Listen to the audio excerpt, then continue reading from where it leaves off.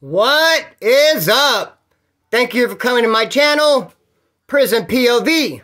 First and foremost, shout out to the Point of View crew. And get your shirt, man. This is mine. You know what I did? Well, I gave myself 2 out of the bunch. They're all sitting right there. It's very tempting to just grab one every day and put a fresh one on. But I allowed myself 2, and I washed this one to see if it would shrink up or fade or anything just after the first wash. But no, man, it's cool. It didn't do none of the above. It still looks good and fresh. Neck didn't get stretched out. So, yeah, to reiterate, man, I love the design. I think they look great. And get yourself a shirt while the getting's good. I've already got rid of quite a few. People are getting them fast. I don't know how much longer they're going to be able to stick around for. So, yeah, get yours while the getting's good. Other than that, I have a good video prepared for today. But first, I want to say something. Go off on a little tiny miniature rant. But I assure you will enjoy this rant. At least I hope so. And I need to start by saying this. I get a bum rap, man.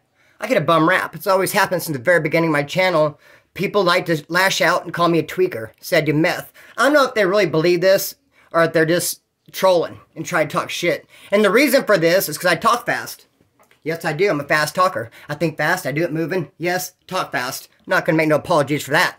But especially on that 23-1 Lockdown 23-1 video with Death, Josh. I did 2 interviews with him. The first one, they shredded me in the comment sections. Tweaker, it talks so fast. Like I went in there, was kind of nervous.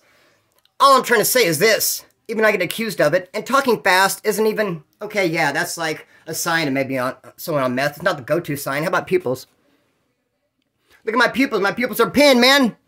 They'd be plates. In fact, if you go to my IG, there's an old picture of me spun out when I was in Vegas. And my pupils are looking like plates.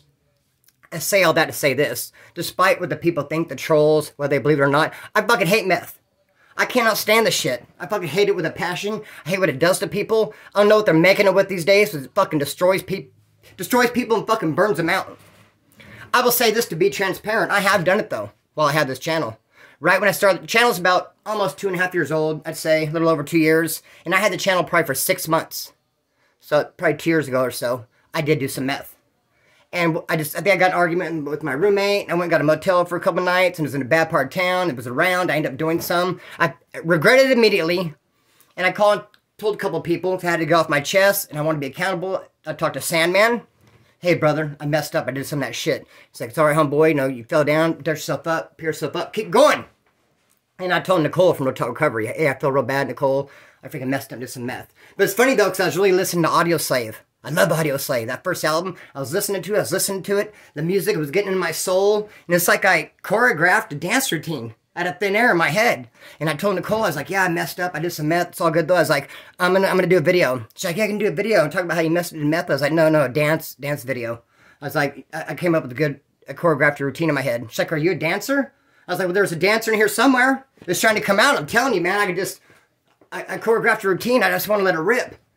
And she's like, no, brother, please, just put that on pause. Think about that. Look, dude, if you still want to do dance video tomorrow, don't do it. Like, you're coming down off the meth. You're not thinking right. And yeah, good thing I followed that advice. I'd have made a fool out of myself. Dance routine, what? So yeah, that's what drugs do to you. Make you think you're a fucking dancer. And I really wanted to choreograph a routine to I Am the Highway by Audio Slave. Cole taught me out of it. God bless her cotton socks. Now, I want to say this.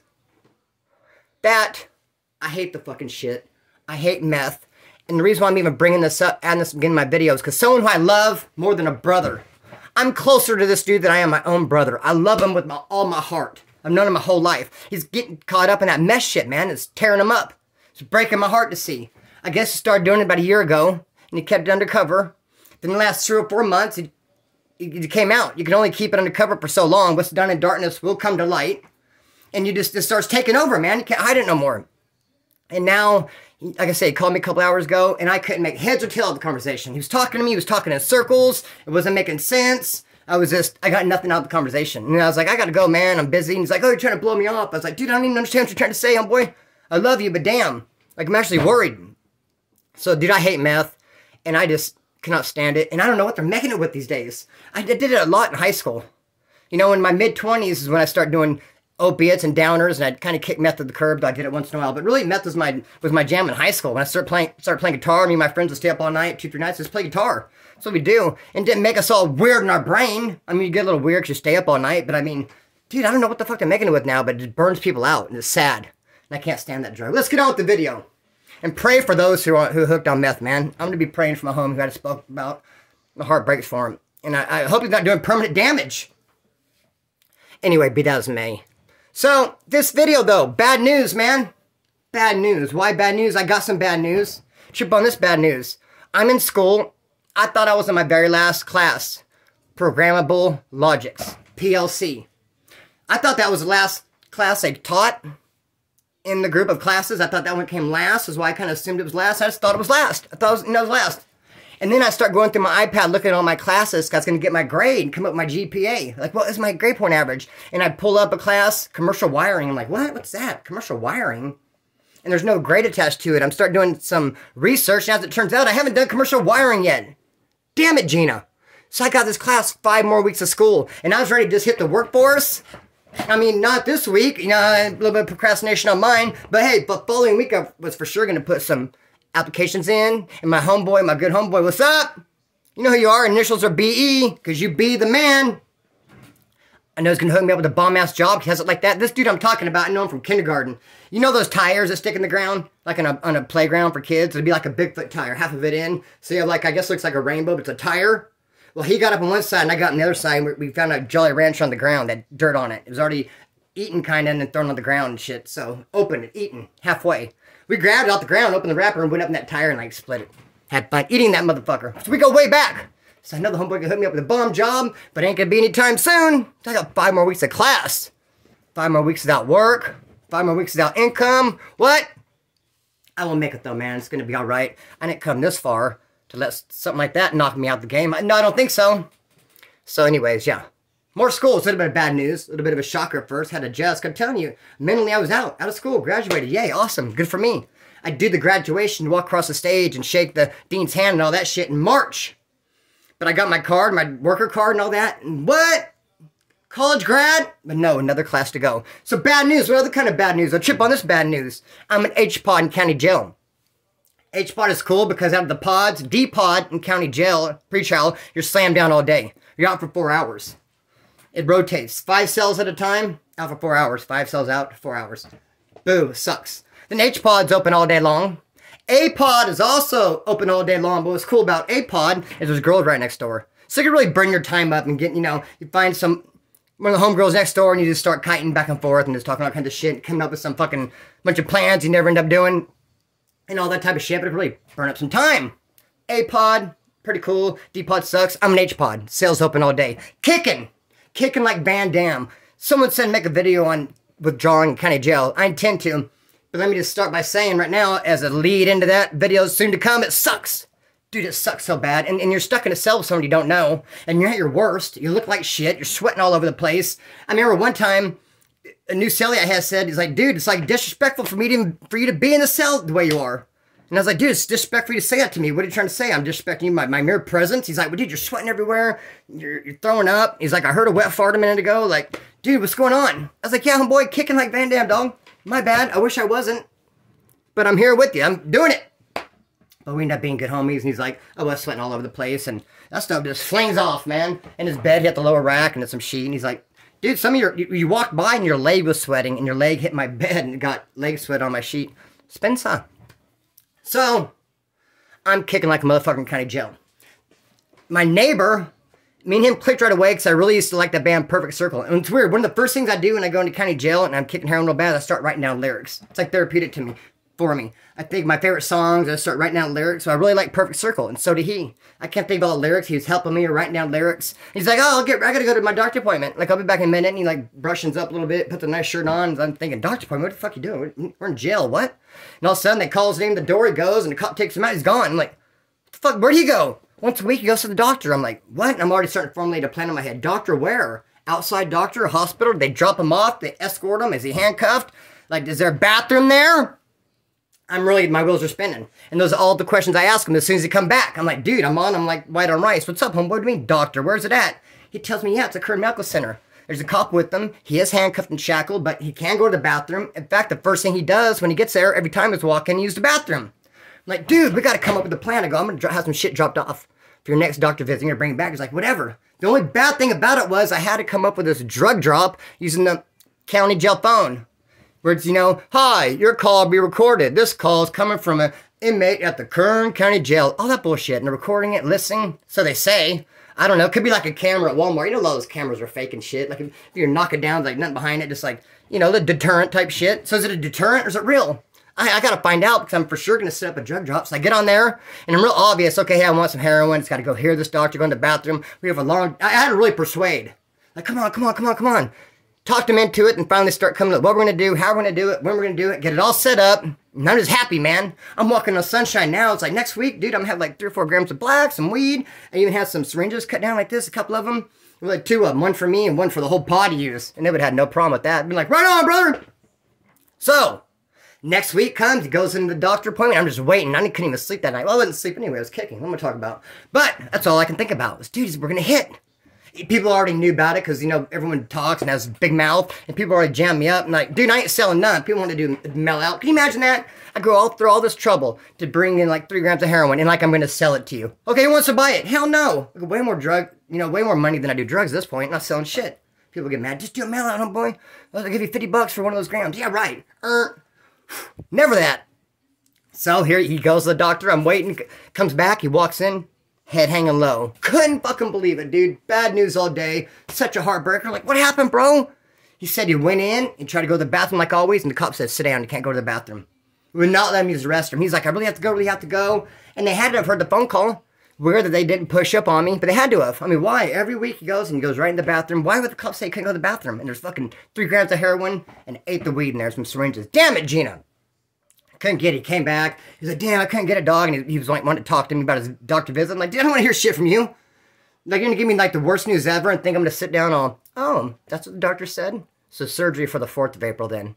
Do you like this medication now or no? It gives you cotton mouth, dry mouth. Oh, man. No, bro. I'm like, fuck. I'm going to go in my cell and pace and be like, it could have been. Trip on this stuff. I had a cellie one time. His name is Richard. He's what they call a resident. A resident is a Mexican dude who on the street does not hang out with Southsiders, not run any kind of gang, just, you know, normal dude on the streets, but comes into jail, wants to run Southsider. Even though he's not affiliated with any kind of gang or anything on the streets, he gets pretty much in just on Raza, being a Mexican, to call him a resident. And they're always embraced. I mean, my pinochle partner at Wall School Reception was a C1 for 3 months. Dude, we were killing it. We won all the tournaments. I mean, this fucking resident from San Fernando Valley, he's my dog, and all Southsiders loved him, embraced him. But this dude, Richard, as a resident in my county jail, they did not like him, not embraced. I'm thinking, you know what? Something had to happen prior to this for him to do something. He must have pissed him off somehow, because I just can't picture, because they're kind of treating him bad. We're not embracing him at all. And this Richard guy in my cellie had a lot of money. So I'm thinking, you know what? Maybe they like asked him for something and he just shot him down. Or I don't know. I could picture him being stingy, because he had like $100 at the store right there in our cell. It'd be 2 hours before dinner. We'd be stuck in the cell, pacing, waiting for like us to have dinner or whatever. He'd be pacing, talking about he's hungry. I'm like, dude, you got 10 bags of chips right there. Dinner's not for 2 hours. You're saying you're hungry? What the fuck is the mentality is that? Me, if I have 1 bag of chips and I'm hungry, I eat them. That's probably why I have no bags of chips. But, dude, how can you be saying you're hungry with all that food under there? Dinner's not for 2 hours. I don't get it. So he would just not even treat himself to his own store. So I could picture him not really wanting to give no one else. Anyway, one day, I'm out there in the day room, on the phone. Richard pacing like he always does. One of the Southsiders asked him, hey, dude, let me use your phone card and make a call.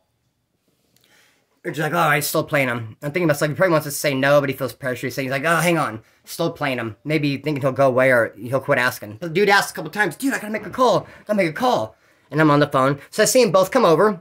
And Richard grabs the phone and he dials in the numbers, because you have to dial in the number. And it's your actual phone card and your number. So it's a pre-recorded your name. So mine, when I dial mine in and it calls my people, it says, there's a collect call from Kris, because it's pre-recorded. So no matter who uses my phone line, if they use my number, when they're going to call their people, it's going to say, call from Kris. Because it's mine. So anyway, Richard dials in the thing, gives the phone to dude. Richard goes to walk away. The dude sits on the phone for a minute, and his people answer, and goes, hey, what's up? This is Richard. And his name wasn't Richard. Richard was my cellie, the resident. And this dude, even when he said his name was Richard, he even adjusted his voice to make it sound like Richard. It was so weird and bizarre, it really took me from paying attention to my own phone call to going, like, dude, and I wasn't even trying to be, like, sneaky, like, I just flat out, like, because he's like, no, if he talks like this, and then all of a sudden he's like, hey, what's up, this is Richard. To match Richard's voice? What? Dude, what do we have here? This is like, as the world turns type shit. So I like, whoa, I was really paying attention, ear hustling and staring. And he continued to say, what's up, this is Richard. Hey. And he said it a couple times. Yeah, Richard, it's Richard. And then he started trying to describe a drug drop. Someone had they're going to get some drugs. Not my bathroom deal that fell through. Nope, something totally different. And I never heard about it, and I would not have heard about it had I not been ear hustling, paying attention real close, describing a drug drop. You know who else was paying attention close was Richard. He wasn't feeling it at all. He came over, he's like, dude, what are you doing? Did you say Richard? He's like, get off the phone. Dude's like, hang on. He's like, hey, dude, you got to get off the phone. What did you say, Richard? Are you talking about drug? Dude, that's my card. You can give me in trouble. Get off the phone. Dude's like, so finally, Richard just hung up the phone. And the dude, as soon as he hung up the phone, just mollywopped him. Fucking dropped poor Richard right there. Snoring, putting him on his pockets, laid out flat. And I was like, at this point, I gotta let you go. Because I want to absorb all this. I had no time to, oh, really? Gonna watch Jeopardy again tonight, huh? Oh, what? 2 bags of top ramen and shit. You're gonna have that naked with some Cheetos, huh? Me too. You're making a spread out there? Okay, whatever. No. I have no time for that shit. It was like, okay, bye. Whoa, Richard's on the ground. What the fuck? They wake Richard up pretty quick. Pick him up more than wake him up. Kind of drag him to the cell before a cop can spot it.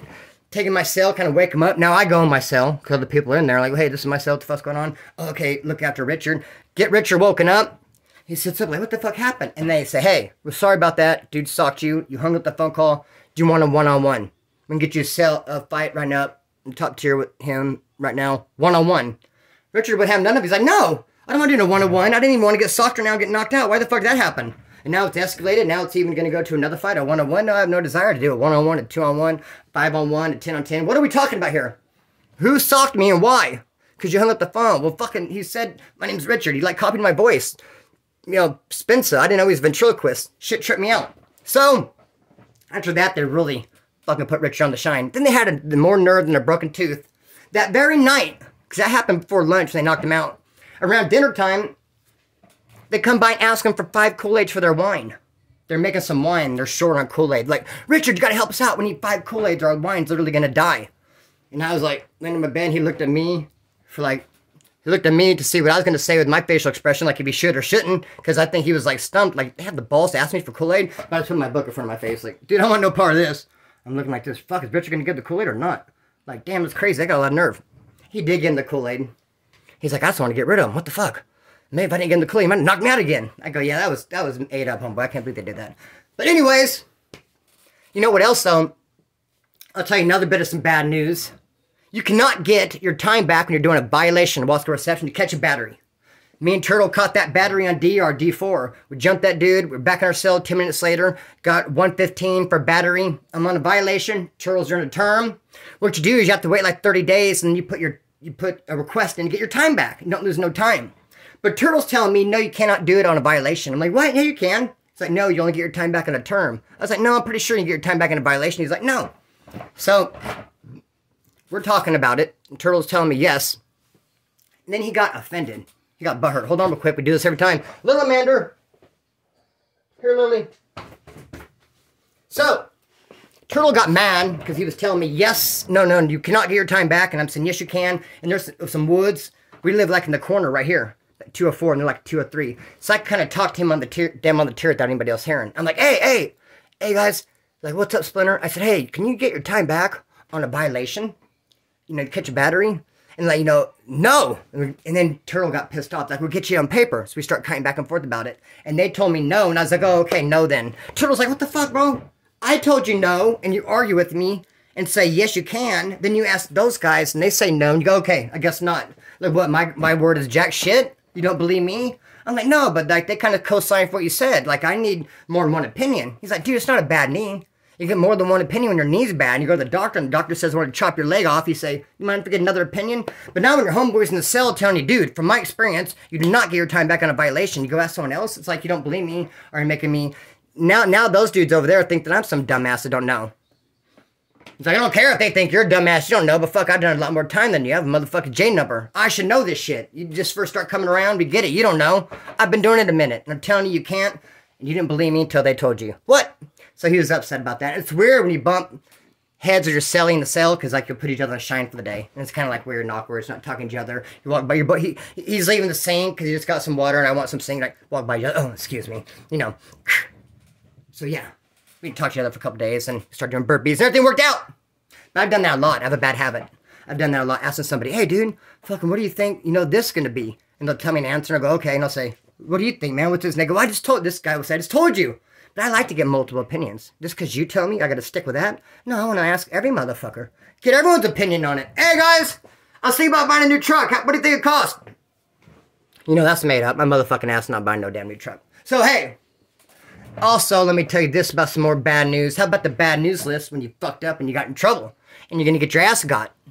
There's a big dude from Bakersfield, one of the toughest, a hardcore heavy hitter. Never met him. I wanted to meet him real bad. When I was at Soledad, Toro Dorm, B Yard, on A Yard was Reckless and this dude I'm talking about. And I wanted to get over there to A Yard. I knew Reckless real good and I wanted to meet this homeboy. I never met him. He's a heavy hitter. He's a fucking legend. Never got a chance to meet him. Then what he did, he goes out in the streets and robs this chick. And she has her drugs in her vagina. And he fucking, I don't know what, he pulled it out.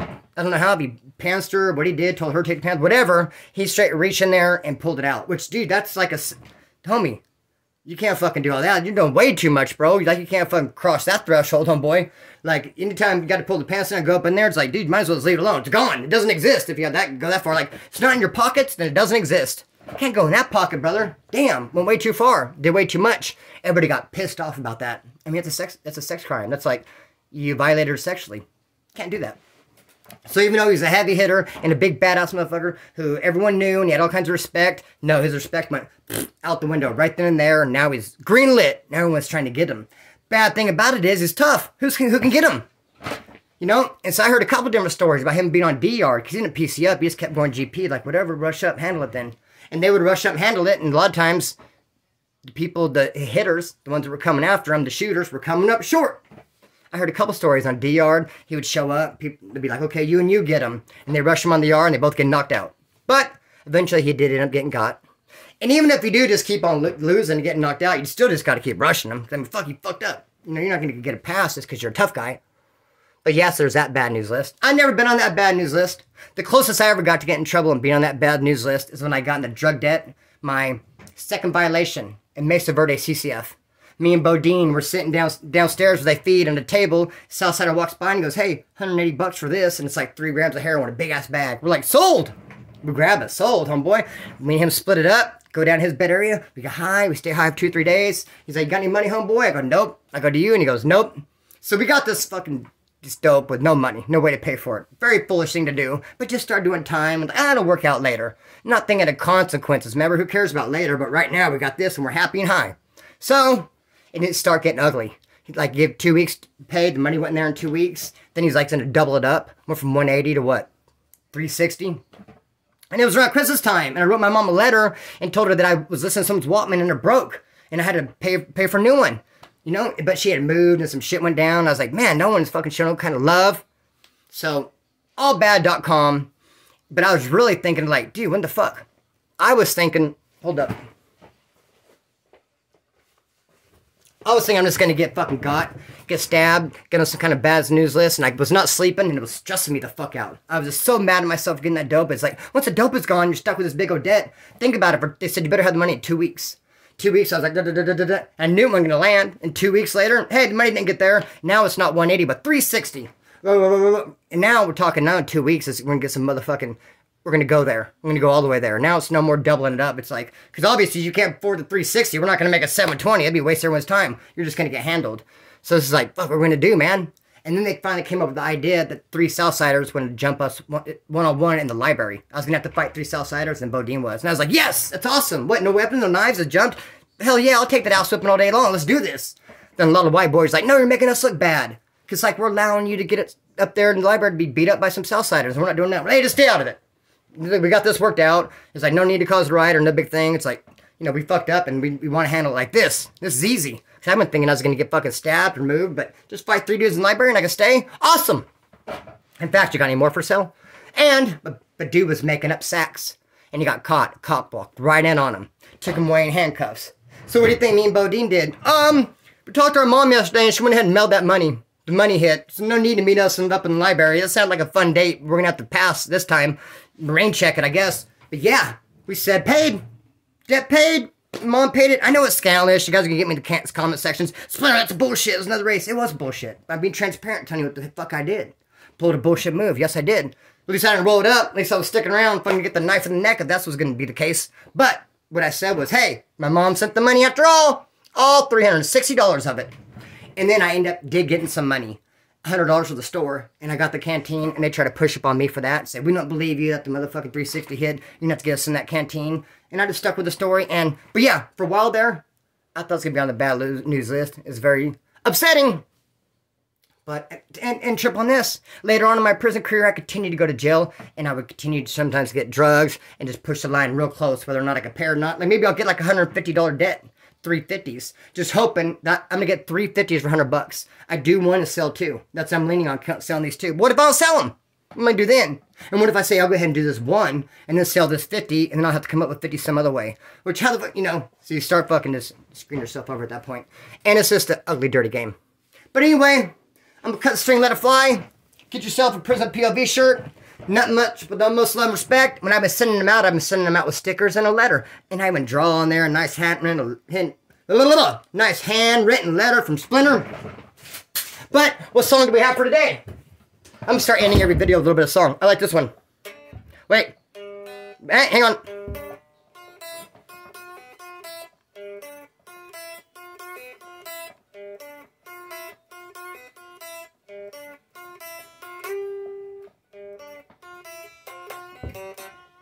Then you can go.